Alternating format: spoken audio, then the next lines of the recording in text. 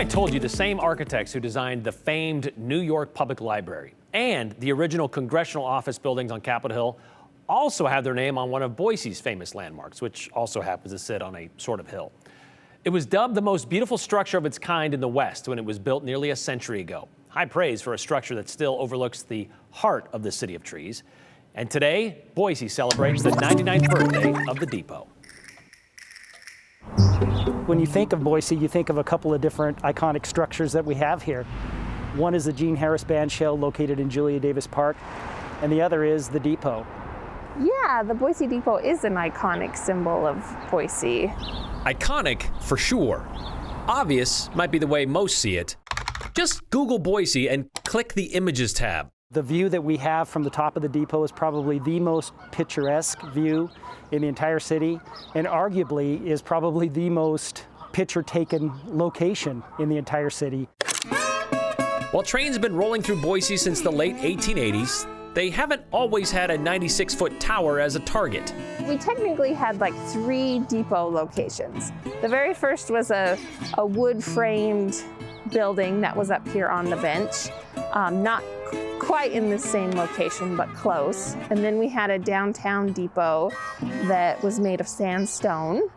And then this one was built in 1925. Brandy Burns, who has a handle on the history of Boise. April 16th, 1925, they held the opening day dedication. Says the city held parades with live bands and costume parties to celebrate the opening. By having this mainline train service here, it really helped connect Boise to Salt Lake and Seattle and Portland and all of these other main urban centers in the West. They don't make them like this anymore. The Spanish-style architecture is what sets the Boise Depot apart from the rest of the city. A distinction Thad Webster, Tour guide, City Parks and Rec, Boise Depot, has had the privilege of describing for the last 4 years. Obviously, the main part of the whole building is the passenger terminal, Guiding guests through the nearly 100-year history of the depot. Incoming traffic would enter from the street, turn up this aisle, go to the ticket office, and then they'd head down to get a newspaper or cigar of their choice. While there may have been much needed upgrades to the building, much has remained. There are antique railroad cars painted across each of the timbers. Unchanged. All of that's original, 1925. Timbers, chandeliers, and the air conditioning system, ceiling fans. The ceiling is one of those that needed a touch-up, which they did during an early 1990s renovation. When they looked up, they didn't see any painted ceiling. They saw black, total black, and that was from the coal-based furnace in the basement for the last 85 years. So they just went up there to dust it. And it was then that they figured out, oh no, we need to restore it because it's actually painted. They also added an elevator to the tower. Originally, that tower had stairs in it, so that the clock worker could get up to work on the clock. The clock, by the way, still operates with the original mechanism and chimes 3 times a day. The building hasn't been the only thing that's changed over the years.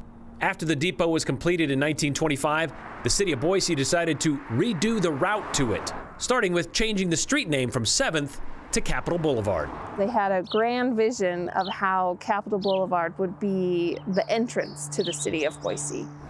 They really envisioned this clear view shed from the depot to the Capitol, which you can still see some of that today. It's been more than 2 decades since the last passenger train passed through the Boise Depot, but that hasn't changed how it still stands as the stoic staple of the city of trees.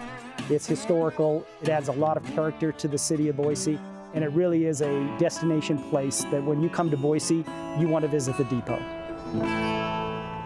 It's pretty cool. So passenger rail service hasn't been in Boise since 1997 when Amtrak shut down the Pioneer route because of the cost to keep it going. But since then, there's been a big push to kind of bring it back. Some pushes were stronger than others, but most recently, like back in the summer of 2022, Boise's mayor met with Amtrak officials to talk about the possibility of hearing all aboard once again at the Boise Depot. For people that wanted to choose a different way to get to Salt Lake City, for example. Mayors from several cities scattered across southern Idaho signed on. Even Governor Brad Little got on board with this idea. And the idea was getting so much steam, there was a summit held at the depot a year later, the Greater Northwest Passenger Rail Summit. Mayors and Amtrak officials got together in Boise, July of 2023, to figure out if some of the $66 billion included in President Biden's bipartisan infrastructure bill to improve and expand passenger train systems, well, if that could include Boise.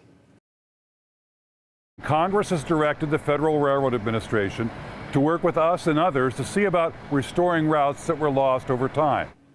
Okay, so step one would be figuring out if this would be feasible. But that study wouldn't be done for free. Okay, so what if the feds could cover the cost? All Boise would have to do is apply for a $500,000 grant. But when it came time to release the list of cities getting that grant last December, Boise was left standing at the station. Why? Because according to Boise Dev, Boise wasn't turned down necessarily. The Idaho Transportation Department just failed to submit the application.